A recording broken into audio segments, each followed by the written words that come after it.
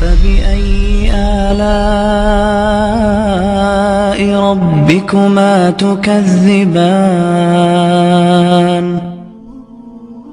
کون ہے جس سے گناہ نہیں ہوتا؟ کون کون؟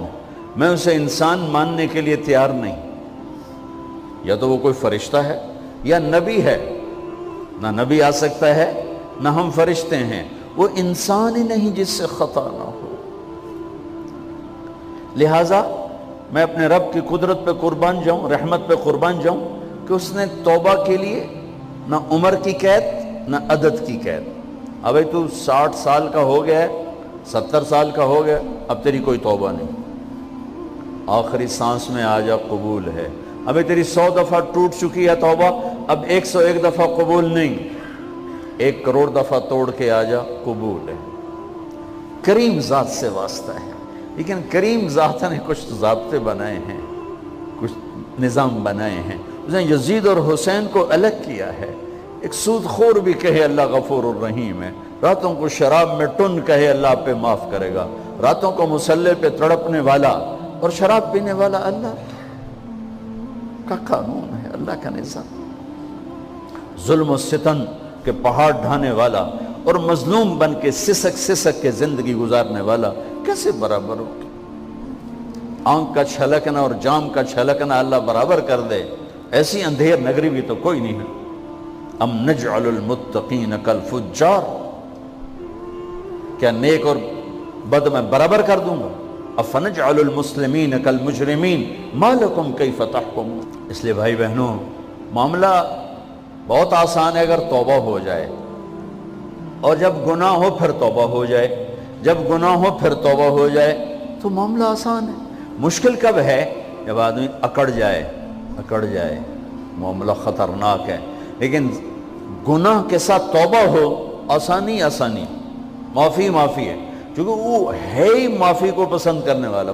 لہذا بھائی بہنوں, توبہ کی عادت بناؤ. دیکھو, ایک معاملہ اللہ اور آپ کا, اس میں بڑی گنجائش ہے. ایک معاملہ بندوں اور آپ کا, وہ بڑا اوکھا ہے.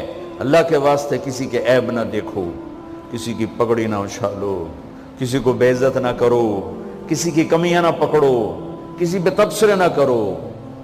یہ بہت خوفناک کیس ہے. نماز چھوٹ گئی, یہ اتنا خوفناک کیس نہیں ہے. روزہ چھوٹ گیا, حج چھوٹ گیا, خوفناک ہیں.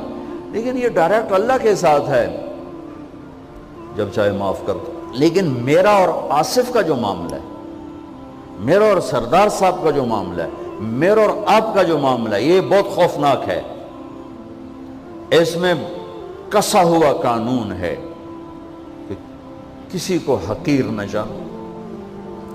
عیسیٰ علیہ السلام گزر رہے تھے اپنے ساتھیوں کا, ایک ڈاکو اوپر بیٹھا تھا پہاڑ پر, چوٹی پر. فلسطین میں چھوٹے چھوٹے پہاڑ ہیں, بڑے نہیں.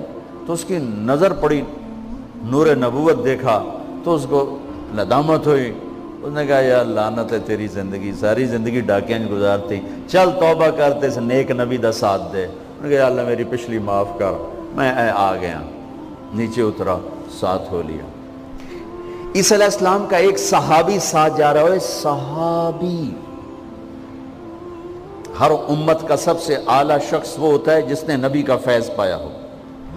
یہ ڈاکو, یہ صحابی. اس صحابی نے اس کو یوں دیکھا نفرت سے, اچھا یہ کتوں آ گیا.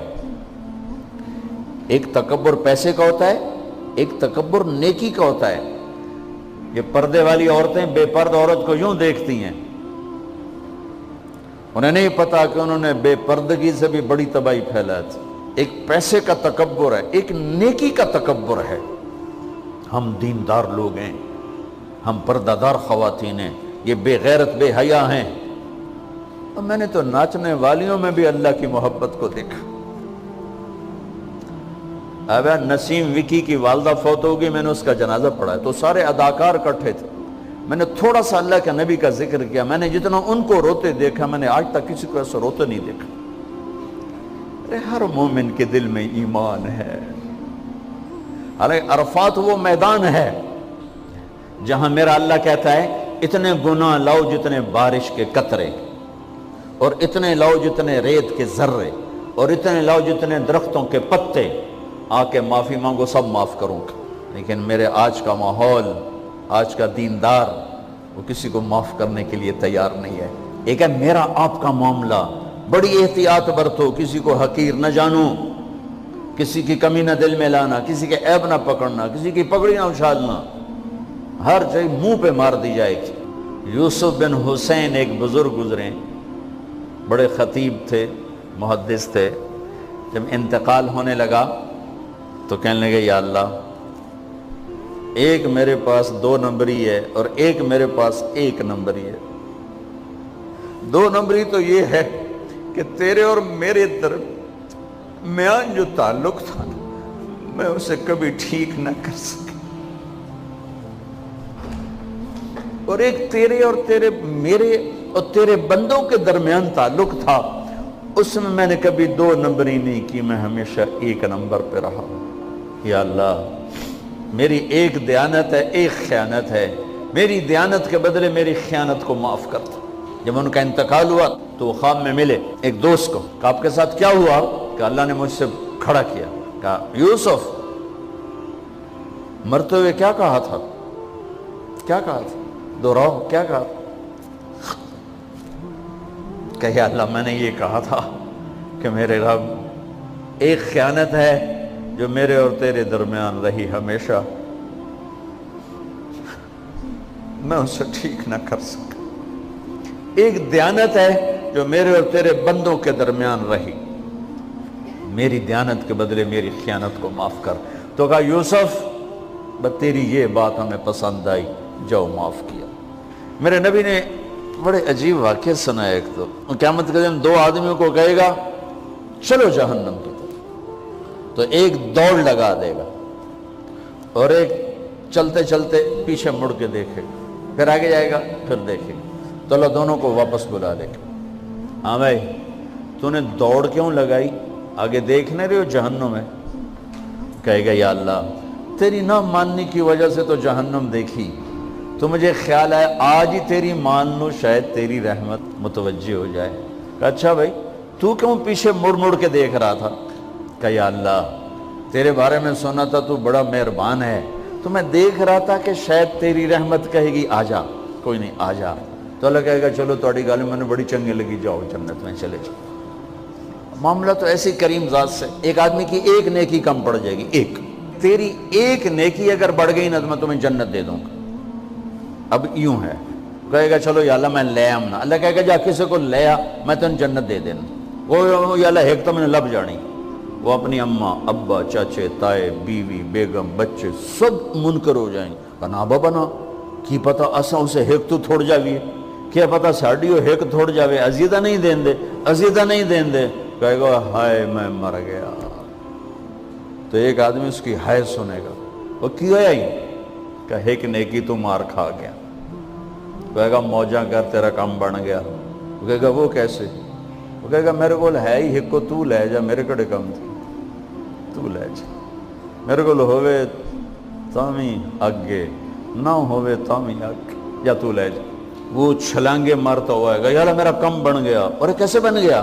کہا وہ کہتا میں دیتا ہوں۔ کہا اس کو بلاؤ، اس کو بلایا جائے گا۔ ابھی تم اس کو نیکی دے رہے ہو؟ کہ جی دے رہا ہوں۔ کیوں دے رہے ہو؟ کہ یا اللہ میرے کسی کام کی، میرے لیے تو تیرا، میں ایک نیکی نال کیڑی جنت لے سکن۔ تو اللہ تعالیٰ فرمائیں گے اچھا آج مجھ سے بڑے سخی بننا چاہتے ہو؟